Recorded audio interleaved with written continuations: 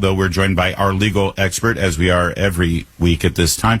He is the Senior Legal Fellow at Advancing American Freedom. He's Hans von Spakovsky. Good morning, Hans. Thanks for joining us.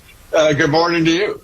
Yeah, so it was quite a Friday, wasn't it? It sure was. First of all, just on the merits, if you can break this down, I'm guessing you weren't really surprised because you sort of predicted this last week when we spoke. Is there any recourse? I'm told that they can petition this up to the Supreme Court, suggesting that maybe this decision and this law is a violation of the United States Supreme Court. Is there any chance SCOTUS would pick this up? No, that is a frivolous appeal, and they're just doing it to delay it. Look, the U.S. Supreme Court defers to state Supreme Courts when they are interpreting their own state constitution. And the only way the U.S. Supreme Court would pick it up if it somehow implicates the U.S. Constitution. But these are very straightforward procedural rules, as you described them, and they in no way implicate the U.S. Constitution. So there's no way. I can 100% guarantee you that the U.S. Supreme Court will not take this appeal. So, and by the way, it's Chief Justice John Roberts. For every federal district around the country, one Supreme Court justice is sort of right. the go-to for these sort of things. In this case, it happens to be Chief Justice Roberts, right? Yeah. So, look, like I said, I seldom am willing to bet on the Supreme Court because they are unpredictable. But in this case, there's just no way they'll take this case. All right. That's good to know. So instead, we're told, if you believe the New York Times, that they're talking to each other, the Democrats in Richmond, and of course they're directed by the likes of Hakeem Jeffries and Chuck Schumer, who really want to see this redistrict happen so they can get the majority, that they want to change the mandatory retirement date for Supreme. Right now it's 73 years old. They're saying, hey, let's just change that and arbitrarily make it, 52 years old, because the youngest Supreme Court justice that ruled against the referendum is 53. And then they just clean house and reappoint new justices. Can they do that?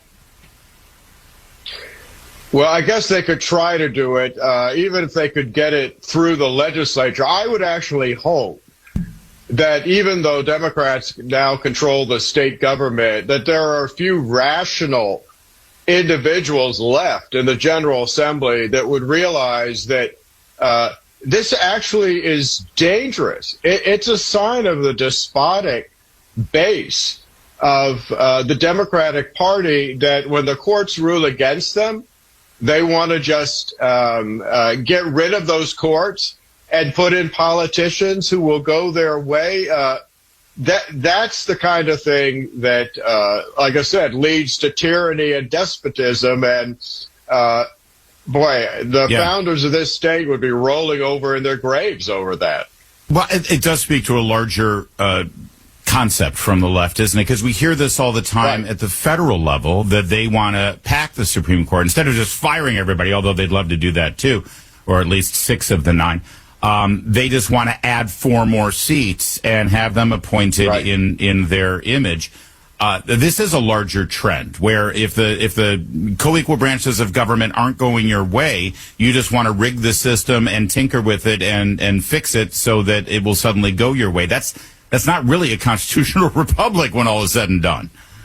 No, and it's basically upsetting what makes us different from every other country in the world, and that is really that we are based on the rule of law, not the rule of people, basically individuals in government doing anything they want to do. Hans, can you give us some historical perspective on this in terms of all these legal machinations over redistricting? Because I think this is a good thing. Frankly, for too many Americans, if they have any understanding of our Constitution and how our laws and Constitution work hand in hand with politics and how politics utilizes the system we've got for redistricting and things like this, either they're uneducated about it or the extent of their education is really maybe schoolhouse rock. There's very few that actually see it play out in real time. And boy, oh boy, have we seen it in this 2026 year of our Lord. Well, that's true. But you know what disturbs me the most about this is I keep hearing Democrats say that, well, Republicans started this. No, they didn't. Blue states, places like Illinois, New York, Massachusetts, They gerrymandered their states long ago. Democrats did. Massachusetts is a good example. Donald Trump got about a third of the vote of the 9 congressional seats. All 9 are Democratic seats. What is being done by Republicans is they're catching up. And I should mention the first gerrymander occurred where? In Massachusetts. It's named after Governor Edwards Gerry, who started this, 250 years ago. And I believe he was a member of the then brand new Democratic Republican Party, which is the Democrats.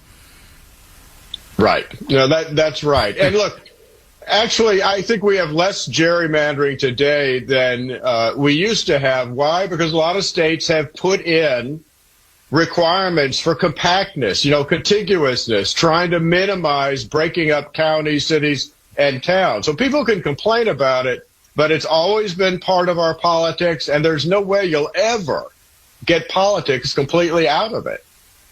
Yeah. And by the way, as a Republican, and I look at how blue, dark blue, New England is, even though I know in states like New Hampshire, where, oftentimes New Hampshire is seen as a toss-up state, or Republicans come out and vote for a president every 4 years, maybe to the tune of 45 or 48%, but there are no Republicans in the House of Representatives for the Granite State. And the only solution there is, well, if you don't like it, then you need to get a Republican governor and a Republican majority at the state level. Otherwise, that's how the game is played. We've had, decades of having to live with that. Democrats are now just starting to come to terms with it. And they also, I think, counted on those racially gerrymandered districts in the South. They didn't even have to lift a finger. They didn't have to win elections. They automatically got those districts because of the misinterpretation of Section 2 of the Voting Rights Act. So that's what we're seeing now in those states, yes? Yeah, that's exactly right. And, the hysterical claims being made by the New York Times and others about the U.S. Supreme Court's decision in the Louisiana case, what are they saying? They're saying that they think there's nothing wrong with racially discriminating in the drawing up of political districts. I mean, not only is that unlawful, but people ought to realize that is really an immoral position to take, and yet liberals think there's nothing wrong with that. Hans, how are we to respond to people, though, who will look at this and they'll look at the scenes in Tennessee and they are provocative. The videos that you see of black lawmakers, burning the Confederate battle flag in the State House and acting like this is the Jim Crow era. And they're claiming things like, we have now been disenfranchised. By redistricting, we no longer can elect the representatives of our choice. How is one to respond to that kind of hyperbolic rhetoric? They are not being kept from registering. They're not being kept from voting.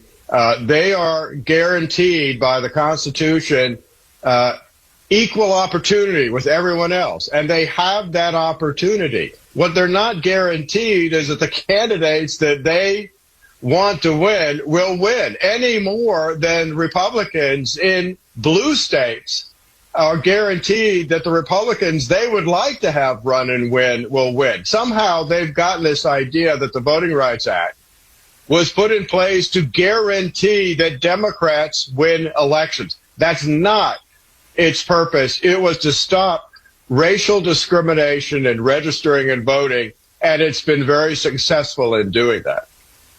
Yeah. Obviously, every state has the ability and the right to move forward with redistricting however they choose, and we want to maintain that. But in your mind, Hans, what is the best and fairest way to do that? I know for instance, in California and in Virginia, they had to amend their constitution to be able to redistrict the way that they wish to do it. Because constitutionally, they have to have sort of a third party or a court overseen redistricting. Not every state has that. What do you think? And in an ideal world, how should this be done?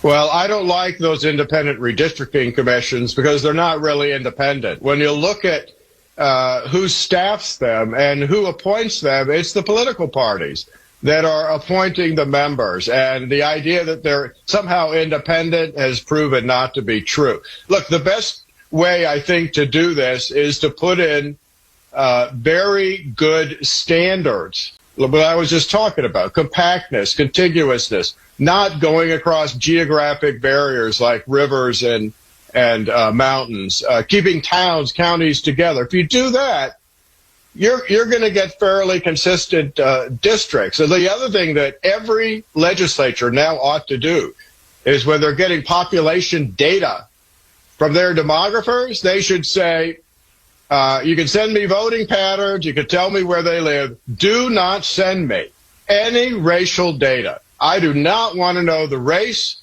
of the population, and that should be left out entirely when they're drawing up new districts.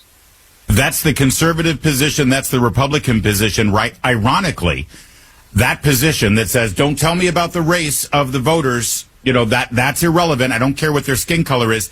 That's being labeled as racist right now by the Democrats and by the left. I can't make it make sense, Hans, but I think I'm grateful, actually, that it doesn't make sense to me. Hans, one other quick question, real fast.